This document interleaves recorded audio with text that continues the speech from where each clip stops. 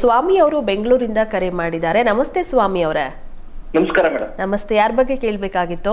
ನನ್ನ ಮಗಳ ಬಗ್ಗೆ ಕೇಳಬೇಕಿತ್ತು. ಅವರ ಹುಟ್ಟಿದ ದಿನಾಂಕ, ಸಮಯ ತಿಳಿಸಿ. 27 9 2012 ಸಮಯ ಬೆಳಿಗ್ಗೆ 6:40.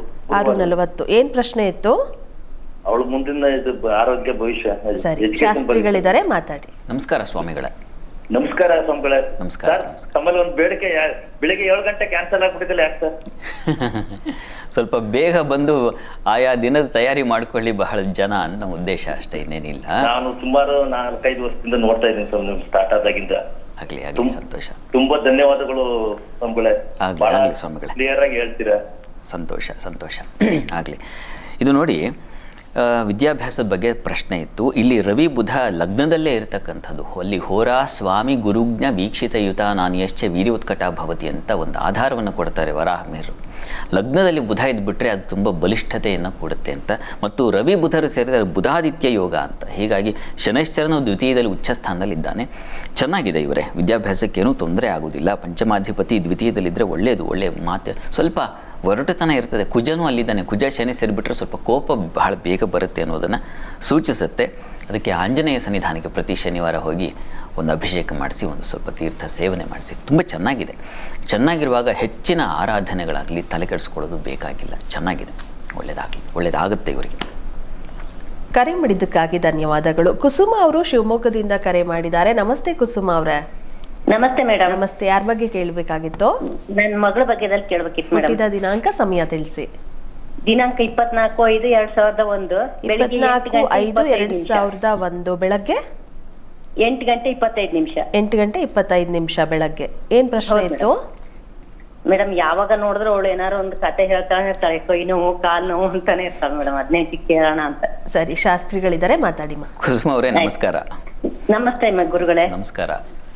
ಡೇಟ್ ಆಫ್ ಬರ್ತ್ ಟೈಮ್ ಹೇಳಿದ್ರೆ ಪಟ ಪಟ ಪಟ ಪಟ ಹೇಳ್ಬಿಟ್ರಲ್ಲ ಮೇಡಮ್. ಬರ್ತಿಟ್ಕೊಂಡಿದ್ದೀನಿ ಗುರುಗಳೇ. ಈಗ ರಾಹುದಶೆಯಲ್ಲಿ ಚಂದ್ರ ಭುಕ್ತಿ ನಡೀತಾ ಇದೆ ಇವರೇ. ಹೀಗಾಗಿ ಇವರಿಗೆ ಸ್ವಲ್ಪ ಈಗ ರಾಹು ಚಂದ್ರ ಈ ದಶಾನಾಥ ಭುಕ್ತಿನಾಥ ಸ್ವಲ್ಪ ವಿರುದ್ಧವಾಗಿದ್ದಾಗ ಸ್ವಲ್ಪ ಆರೋಗ್ಯ ಏರುಪೇರು, ಮಾನಸಿಕವಾಗೂ ಅಷ್ಟೇ ಸ್ವಲ್ಪ ಚಂಚಲ ಸ್ವಭಾವ, ಈಗಿದ್ದಿದ್ದ ಬುದ್ಧಿ ಇನ್ನೊಂದು ಸ್ವಲ್ಪ ಹೊತ್ತಿಗೆ ಇರಲ್ಲ. ಈ ಥರದ್ದೆಲ್ಲ ಆಗುವ ಸಾಧ್ಯತೆ ಹೆಚ್ಚಾಗಿದೆ ಈಗ. ಮತ್ತು ಚಂದ್ರನಿಗೆ ಸ್ವಲ್ಪ ಬಲ ಕಡಿಮೆ, ವ್ಯಯದಲ್ಲಿ ಬೇರೆ ಇದ್ದಾನೆ. ಒಂದು ಸಾಧ್ಯವಾದರೆ ದುರ್ಗಾದೀಪ ನಮಸ್ಕಾರ ಅಂತ ಅದನ್ನು ಮಾಡಿಸಿ, ಚಂದ್ರಗ್ರಹ ಶಾಂತಿ ಮಾಡಿಸಿ ದುರ್ಗಾದೀಪ ನಮಸ್ಕಾರ ಮಾಡಿಸಿದ್ರೆ ಅದು ತುಂಬ ವಿಶಿಷ್ಟವಾದ ಫಲ ಕೊಡುತ್ತೆ. ಅವರ ಬುದ್ಧಿನೂ ಸರಿ ಹೋಗುತ್ತೆ, ಆರೋಗ್ಯವೂ ಚೇತರಿಕೆ ಆಗುತ್ತೆ. ಯೋಚನೆ ಮಾಡೋದು ಬೇಡ, ಅದು ತುಂಬ ವಿಶಿಷ್ಟವಾದದ್ದು. ದುರ್ಗಾದೀಪ ನಮಸ್ಕಾರ ಮಾಡಿಸಿ, ಒಳ್ಳೆಯದಾಗಲಿ. ಕರೆ ಮಾಡಿದ್ದಕ್ಕಾಗಿ ಧನ್ಯವಾದಗಳು. ಸ್ಮಿತಾ ಅವರು ಬೆಂಗಳೂರಿಂದ ಕರೆ ಮಾಡಿದ್ದಾರೆ. ನಮಸ್ತೆ ಸ್ಮಿತಾ ಅವರೇ. ನಮಸ್ತೆ ಮೇಡಮ್. ನಮಸ್ತೆ. ಯಾರ ಬಗ್ಗೆ ಕೇಳಬೇಕಾಗಿತ್ತು? ನಮ್ಮಮ್ಮ ಶ್ಯಾಮಲಾ ಅವ್ರ ಬಗ್ಗೆ. ಅವ್ರದ್ದು ಪಿತ್ರಾರ್ಜಿತ ಆಸ್ತಿ ಆಗ್ಲಿ ಇಲ್ಲ ಹಣ ಆಗ್ಲಿ ನಮ್ ತಾತ ನಮ್ಮಮ್ಮ ಕೊಡೋ ಮನ್ಸು ಈ ರೀತಿಯ. ಸ್ಮಿತಾ ಅವರೇ, ಅವರ ಹುಟ್ಟಿದ ದಿನಾಂಕ, ಸಮಯ ಗೊತ್ತಿದೆಯಾ? ಏನ್ ಹೇಳಿ? ಹುಟ್ಟಿದ ದಿನಾಂಕ, ಸಮಯ ಗೊತ್ತಾ? ಇಲ್ಲ, ಹೆಸರು ಮಾತ್ರ. ಓಕೆ, 108 ಒಳಗೆ ಒಂದು ಸಂಖ್ಯೆ ಹೇಳಿಮ್ಮ. ನಮ್ಮಮ್ಮ ಹೆಸರು ಶ್ಯಾಮಲಾ. ಸಂಖ್ಯೆ ಬಂದು 9. 9. ಓಕೆ, ಪ್ರಶ್ನೆ ಪಿತ್ರಾರ್ಜಿತ ಆಸ್ತಿ ಬಗ್ಗೆ ಕೇಳಬೇಕು. ಆಸ್ತಿ ಆಗ್ಲಿ ಹಣ ಆಗ್ಲಿ ಯಾವ್ದಾದ್ರು ಬರೋ ಯೋಗ ಇದೆ ನಮ್ಮಮ್ಮಗೆ. ಸಪೋಸ್ ಅದು ಬರೋ ಯೋಗ ಇಲ್ಲಾಂದ್ರೆ ಅದಕ್ಕೆ ಪರಿಹಾರ ತಿಳಿಸ್ಬೇಕು. ಸರಿ, ಶಾಸ್ತ್ರಿಗಳಿದ್ದಾರೆ, ಮಾತಾಡಿ. ಸ್ಮಿತಾ ಅವರೇ ನಮಸ್ಕಾರ. ನಮಸ್ಕಾರ. ನೀವು ಈ ಹಿಂದೆ ಕೂಡ ಕರೆ ಮಾಡಿದ್ರಿ ಅಲ್ವಾ? ಆದ್ರೆ ಅದು ಬೇರೆ ಪ್ರಶ್ನೆಗಳು. ಗೊತ್ತಾಯ್ತು.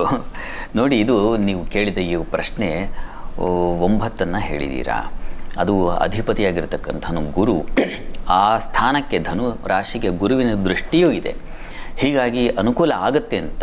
ಯಾವುದಾದ್ರೂ ಒಂದು ಲಗ್ನಕ್ಕೆ ಗುರುವಿನ ದೃಷ್ಟಿ ಇದ್ದರೆ ಅದು ಕಾರ್ಯಸಿದ್ಧಿ ಆಗಿಬಿಡುತ್ತೆ ಅಂತ. ಹೀಗಾಗಿ ಬಾಧಾಸ್ಥಾನದಲ್ಲೇ ಕೂತಿದ್ದಾನೆ ಗುರು. ಹೀಗಾಗಿ ಯಾವುದಾದ್ರೂ ಗುರು ಸನ್ನಿಧಾನಕ್ಕೆ ಹೋಗಿ ಒಂದು ವಿಶೇಷ ಪ್ರಾರ್ಥನೆ ಮಾಡಿ, ಸಾಧ್ಯವಾದರೆ ಒಂದು ಸಲ ಗಾಣಗಾಪುರಕ್ಕೆ ಹೋಗಿ ಬನ್ನಿ. ಯಾವಾಗಲೂ ನಮಗೆ ಇಂಥ ಕರ್ಮಾರ್ಜಿತ ಹಳೆಯದ್ದು ಬರಬೇಕು, ನಮಗೆ ಸೇರಬೇಕು, ಅಥವಾ ಹೋಗುವ ಪ್ರಾರಬ್ಧ ತಲುಗಬೇಕು ಅಂತಂದರೆ ಆ ಗುರುವಿನ ಅನುಗ್ರಹ ಬೇಕಾಗುತ್ತೆ. ಹೀಗಾಗಿ ಒಂದು ಸಲ ಗಾಣಗಾಪುರಕ್ಕೆ ಹೋಗಿ ಒಂದು ಪ್ರಾರ್ಥನೆ ಮಾಡಿ, ಒಂದು ಸೇವೆ ಮಾಡಿ ಬನ್ನಿ, ಅನುಕೂಲ ಆಗುತ್ತೆ. ಒಳ್ಳೆಯದಾಗಲಿ. ಕರೆ ಮಾಡಿದ್ದಕ್ಕಾಗಿ ಧನ್ಯವಾದಗಳು.